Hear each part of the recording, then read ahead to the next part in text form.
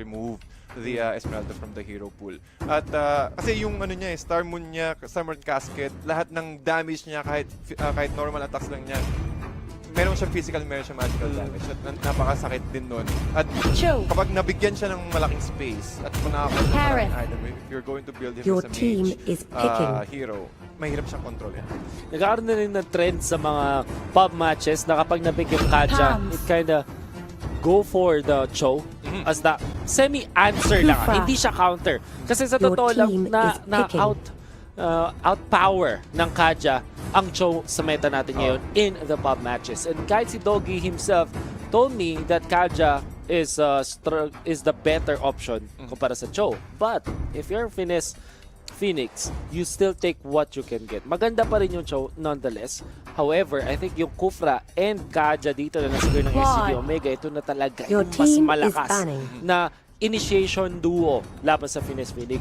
Claude will be secured by Phoenix, but seeing the first 3 picks of SGD Omega, hindi na to masyadong kagaya ng mga last na picks nila. Actually, this is a breath of fresh air for sure.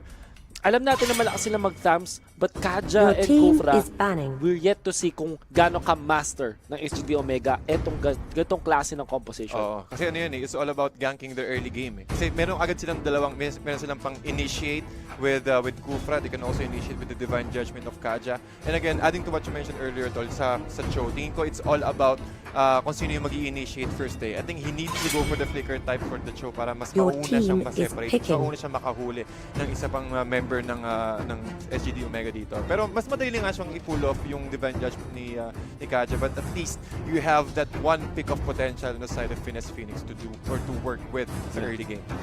You have Finesse Phoenix with the first pick of the second phase natin. Second phase ng ating picks and bans. And I'm thinking na kukuha na sila ng kanilang tangke dito. They're actually running out of options. So go for the Leomord. This means na tank yung ating Cho para sa Finesse Phoenix. Now, SGD Omega, I'm gonna go and look for a mage na pwede na ipatapat dito sa kanilang Harith. Genevieve. Oh, Gwen is available. Gwen is still open. Tama ka dyan. Oo, yan. Tingin ko it's a better pick for SGD Omega since they're running for a Tamus. At kasi meron din silang pang-initiate. Meron silang Kufra, meron din silang Tamus na mag-frontline. But I think they will secure for the Kagura with a nice crowd control. Kung sakaling makastan si Kufra dito, yung wagamit ang kanyang ultimate, they can easily follow up with the Yin Yang overturn. And it will be easier for them to at least control the rest of Phoenix. But unfortunately, you need to keep in mind na si Harith at si Claude, yung kanyang BMI is also very mobile. Ito yung mga heroes na sobrang mobile. Mahirap pulihin or mahirap ikabit or i-sustain rather yung tali ng Yin Yang overturn sa mga ganong klaseng hero. Lolita or Akai para sa Finesse Phoenix. So gusto lang sabihin dito is SGD Omega, kumuha sila dito ng Kaja, and naturally, ang ginagawa ng mga teams is to actually get a burst na pwede mong i-pair up with the Kaja. Kasi parang pag may nahatak, you wanna burst it as soon as possible, right?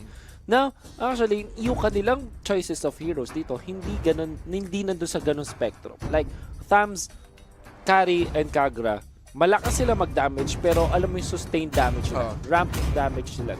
So hindi sila yung parang initial big chunk mag-damage like kunwari may yung classic na Kaja Lancelot before na pwede mong i-burst out agad isang hero.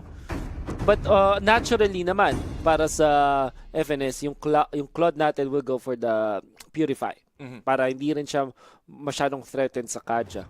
Pati kung ano yun, easy escape kung sakali. Kasi ang dami rin kasi nilang pang-disable kung tutusin Well, with that, kung sakali makauna yung Kaja, pwede nga niyang purify lang agad, then BMI out, kaya mag-escape. But it's all about the positioning since ang ginawa dito ng Finesse Phoenix is they're going for that mid-game to late game positioning. Kaya siguro sila naglolita.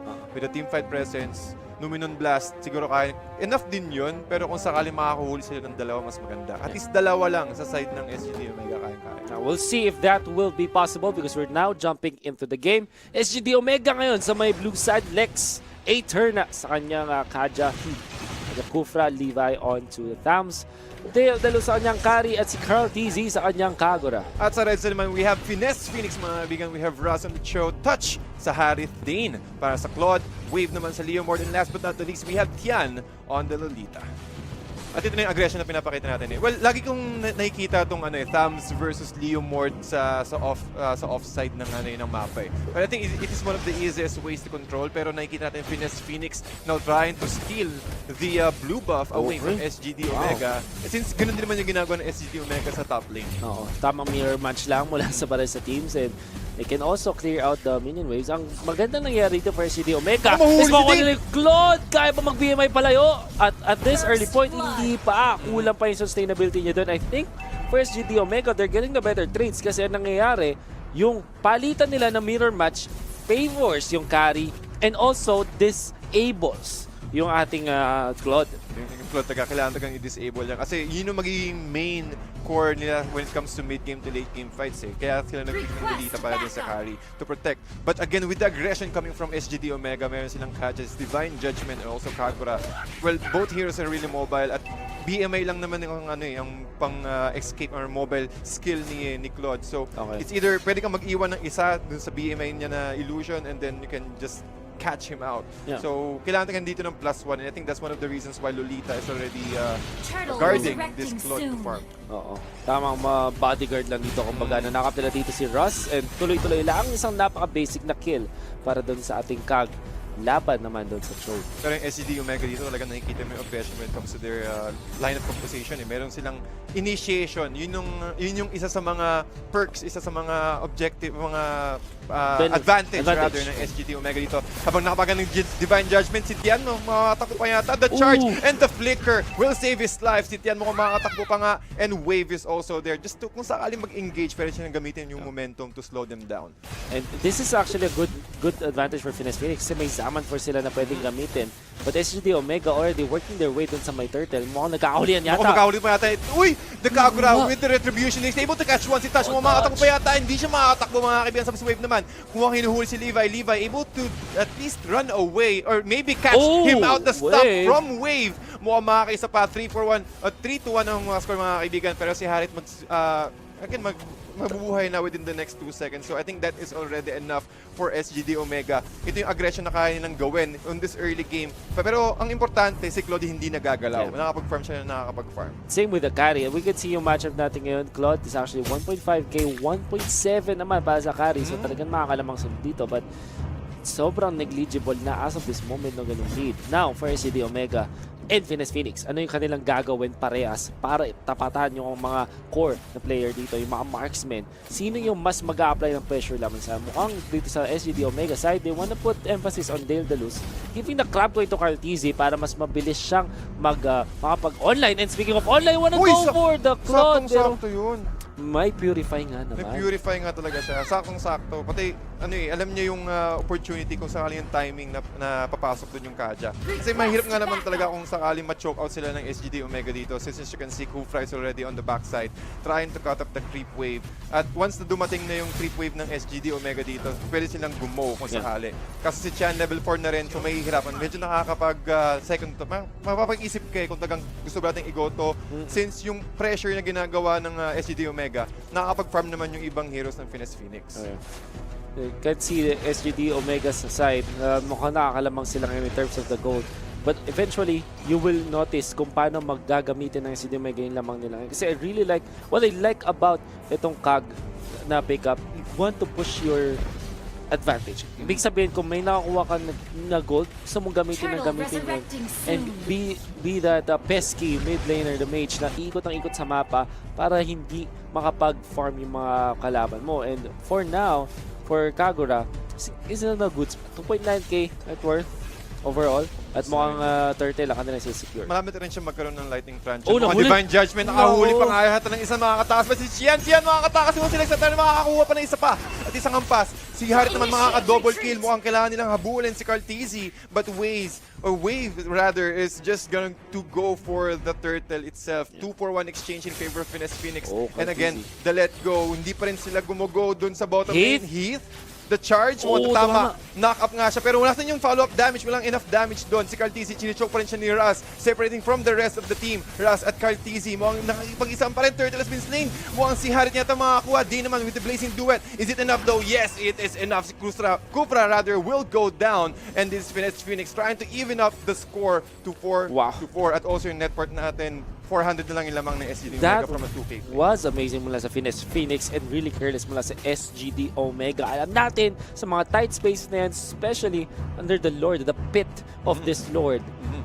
Talagang mas lamang yung merong Zaman Force doon. SGD Omega, they fought without heat noong time na yon. And dahil hindi sila masyadong connected, hindi masyadong naisip ng SGD Omega na magsama-sama against Phoenix, we know that Phoenix will get the advantage. And like you said, yung lamang ng SGD Omega na binild nila for the past 5 minutes, all gone and away. You wanna go for a hit this time, pero feeling ko Torre lang yung kanilang kukunin dito. Torre lang talaga ang labanan dyan. Pati nakikita ko dito, Phoenix, they are able to separate the Cartesi. Since siya yung siya yung pinaka, well, at the moment, siya yung merong damage na kaya mag-dish out, or at least there is one of the heroes na kayang makaka-take over kay Touch at the moment. Kaso with the separation play from Raz, talagang binabakas niya lang, hanggang dito ka lang, hindi ka pwede lumapit. Sige, i-absorb ko yung damage mo. Pero tingin ko isa yun sa mga factor kung bakit dumamang yung Phoenix kanina. Gonna go for Cartesi, pero makatakas dito si Cartesi for a while. Makatatalo si Keith, hindi. Kinansel na lang niya dito. Tian actually checks out the brush. Phoenix will be Mantala dito sa katin na rin yung Daedalus dito. And actually maganda yata hindi kulang. Kinulang dito. Hindi na natabig ng kamay. Natabig ng kamay. Hindi, siya yung tunay na may parang compress. No, parang dito muna kayo lahat pag tumapas sa wall talagang stun kayo lahat. At tingin ko rin, it's all about farming game to Oras ang binibili dito ng Phoenix pati SGD Omega. Since nakikita natin si Kari, nakakapag-farm siya na nakakapag-farm, well, he is able to dish out those amount of damage kanina. Well, kaso, nakapag-BMI si Claude. Pero as early as 7 minutes and 37 seconds, ganun agad yung damage na kanyang dish out. So they need to make sure na mahuhuli nila si Daedalus or kung sakali sila yung mahuhuli. The turtle will be stayed by the Kag. Jump mula dito kay Russ, pero mukhang siya pa yata mag-punch dito. Control masyadong maganda. Nung Winback na dalawa mo ka makakaharap pa yung sira. Uy, si Harit makakapatay si Thanos. But Heat with the nice flicker out. Plus yung bilog mo ang makakasasame rin damage. Bouncing ball at isa pang hampas kay Wave. They will secure that kill 2 for 1 in favor of Phoenix, but they need to take down this tier 1 turret first for them to get at least a much more better map control, and they will be successful to do so. One step by step lang talaga mga kaibigan. It's all about objective at picking off. Makakita pa yin yung overturn, and this is Claude going down. Nasurpresa na doon. Yung yin yung overturn taga ni Cartesi. Unexpected, and this is Claude. Hindi siya nakapag-BMI. Saktong-sakto yung pagkagamit doon ni Cartesi na kanyang yin yang overturn. Not only that, in-underestimate ng Phoenix yung firepower nitong Kag. You have to take note, meron siyang turtle buff, mas makati yung kanyang damage. And even if you're the Claude at feeling mo masasurvive mo yun, you shouldn't have stayed in that moment. So, nakakakita tayo ng magandang surge muna sa Phoenix, but SGD Omega getting the better trade-offs. Nakakuha ba ng Torre dito si Daedalus? So talagang kung kumpara natin yung farm dito ni Daedalus, mas malaki talaga. We have 6.1k. Wow, 6.1. And Claude is 5,000 when it comes to farm. So, meron nga diyang golden staff and this battle. At, nako, paano mo uhulihin yan? Well, yes, you do have a throw. Pero kung sakaling, kasi yung kasi Kari, kasi it's more about waiting for a nice positioning para makapag-dish out siya. Siya yung magiging finisher. Way of the Dragon. Kinumit dito para kay Russ. Haabulin nila. Domino Blast not gonna connect. Pero napatay pa rin yung Kajan. Nonetheless, Russ able to run away. However, napatay nila dito yung Leomord. Sinunod na rin yung Lolita. Napakagandang initiation na naman mula sa SGD Omega. Grabe yung damage doon ni Cartesi. Well, kahit hindi siya yung nakakapatay, yung damage ng umbrella niya is sobrang sakit. At it's Lolita and Leomord. That's another core hero on the side of Phoenix. Now that the Lord has been respawned, it will be easier for Daedalus na makakuha ng makadish out ng damage dito. Nakita mo agad, almost isang bar ka agad yung na-damage niya, just himself. At si Thanos naman, just applying a lot of damage, making sure that yung lanes is nape-pressure para magbigay ng isa pang hero yung Phoenix to defend the tier 2 turret. Yeah.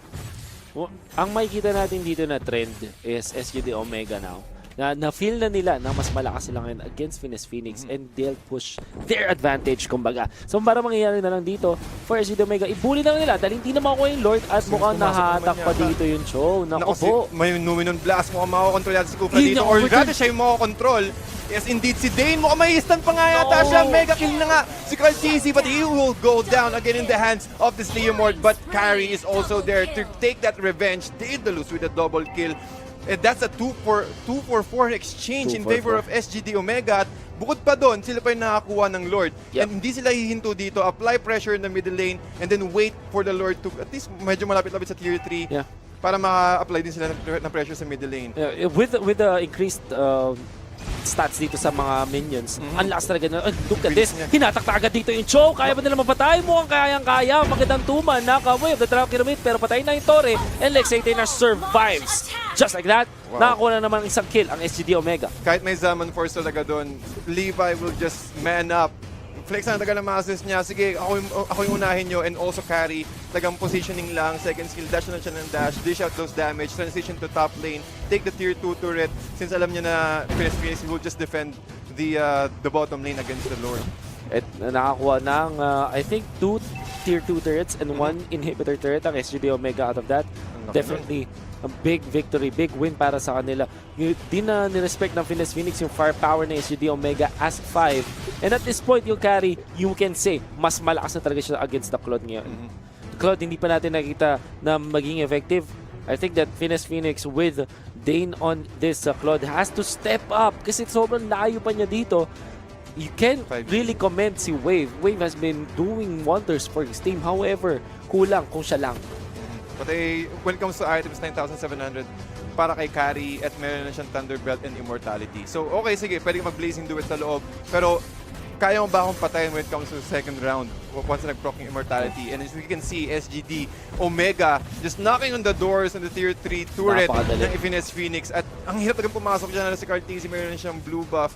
And yung si Heath, kapag nakakuha siya ng magandang position, kahit nasa loob sila, well, okay, protektado kayo ng mga tier 2 turrets nyo, pero medyo mahirap, medyo andaling i-pull off ng ultimate stun ng Kufra dito once na nasa gilid lang sila ng tier 3 na inhibitor. Kasi yung mga walls dun sa may gilid. Correct. Andaling ipatama. SGD Omega really feeling the strength of their lineup as of this moment. Hindi na sila namomblema ngayon sa kanilang burst kasi marami na silang items sa kanilang mga heroes. And with Carry, this strong Carry, how can FNS Phoenix actually fight? Kita mo naman, inhibitors inubos agad, napakadali lang. Walang magawa yung FNS Phoenix. Wala silang way to engage. Wala silang pang-initiate. Yes, Cho, he can engage. But again, kapag medyo risky kasi papasok ka sa 5 eh. Nakikita mo yung SGD Omega, yung position nila, nagko-compress lang sila as 5. They're grouping as 1. Pero pag pumasok ka, sige, sinong huhulihin mo? Pwede mong hulihin si Carl TZ kasi pwede mo siyang, pwede siya mag-flee rather. At kung sakaling kaya naman, yes, but is it worth it na gamitin mo yung SS niya para kay Kaja? So, medyo mahirap talaga. The only thing that they can do for FNS Phoenix is to defend and look for an opening para sa against SGD Omega. What we're seeing right now for SGD Omega is yung so much items on their belt ngayon. May immortality na nga dito si Kaja. You have the Thunder Belt available and immortality for the Carry. Sobrang lack of this yet, naka-glaive na rin pala Divine Glaive na rin. si Kagura. So, necklace. Oo, sobrang taas na kanyang damage. Durance, the necklace of Durance is really good laban sa isang Leomord, especially laban sa Claude. Claude, the way for him to fight is to actually out-damage yung kanyang opponent, sustain, I mean, yung kanyang mga kalaban dahil sa kanyang lifesteal. But because of the Durance, necklace of Durance, hindi niya yung magagawa. Hindi na siya pwedeng tumagal tulad ng kasi Blazing Duet sa loob sa 5. Pag meron kang Blazing, rather necklace of Durance, talagang mas madali mo siyang makontrol rather. Kung sakaling gusto niya bumabad sa loob ng team fight. Hindi na nga ideal na bumabad siya doon kasi wala na nga siyang lifesteal. What Durance actually takes away is yung any form of regeneration. So that includes lifesteal for sure. But si Heath, gulong-gulong na muna mo. Si Lexater naman makauwi na isa. Divine Judgment nga. Sulit pa rin yan si Tian. But with the Bulwark is there. And also popping the Courage Bulwark on the side of Tian. But, well, okay, sige. nakapag-disengage kami, but again, the Lord has been taken out by SGD Omega. They need to defend this one. Ang laking bagay nito, unting oras na lang ang kayang ibili ng FNS Phoenix for them to farm. They need to be fight ready on this next skirmish. Since yung Lord is na-summon na-call out na nila, the aggression, siguro mga 30 seconds, meron pa silang 30 seconds to farm or to take any blue buff that they need to. Kaso yung ginagawa rin kasi ng Tamus, split push lang. Yeah. Apply pressure, control the lane equilibrium on the bottom lane. Habang yung SGD Omega, yung the rest of SGD Omegas on the top lane, habang sa middle lane naman sa Lord. So dagang control na control nila yung lane dito. This might be the end for for FNS Phoenix. I mean, nandito na yung Lord. Level 2 Lord sa may gitna. Ginamit na rush yung kanyang Jade Kundo, pero mukhang hindi yata perfect yung kanyang initiation. Nako, habang sa Lord naman talaga. Inuubos lang nila yung creepy para pumasok si Heath. Again, the stun is not enough. Carl TZ, Blazing Duet, hindi pa rin ginagamit. But the way of the Dragon, Kufra will go down, but are they ready for Blazing second Duet round? Blazing Duet nga naman talaga. Si Levi, kumukonto si Touch. Unting-unti ng HP niya, makakatakbo nga ba siya? Wala, hindi enough yung life steal. Plus the damage from the carry. Double kill, and Carl TZ will finish them off. SGD Omega will take game 1 against FNS Phoenix. Isang malupit na huling sutok mula sa SGD Omega nandun. Ginamit nila si Kufra very aggressively dahil parang ang nangyari na doon nga siya sa likod tapos bigla na lang siya jump, bigla na lang siya ng gulat kasi that's the thing with Kufra, right? Parang out of your screen talaga yung initiation niya. So hindi mo talaga siya makikita when fully charged yung kanyang talon. Now what happened was nagulat yung Phoenix and dahil dun sa fact na merong immortality si Kufra, okay lang na tumalon siya doon. Kasi yun naman kanyang sacrifice with that immortality, talagang dami nila nakuha ang kill. Pati yung dami yung na-expend na resources sa FNS Phoenix doon. Sige, okay lang, patayin nyo ako. Siguro hindi nila napansin na mayroong immortality at ang dami ng ultimate yung na-dish out ng FNS Phoenix. And we're going to look at our highlights here. Again, the aggression from SGD Omega. Unang-una pa lang, for the first 2 minutes, meron silang 2 kill. Yun yung ginamit nilang stepping stone for them to play or at least ma-pull off ang ganitong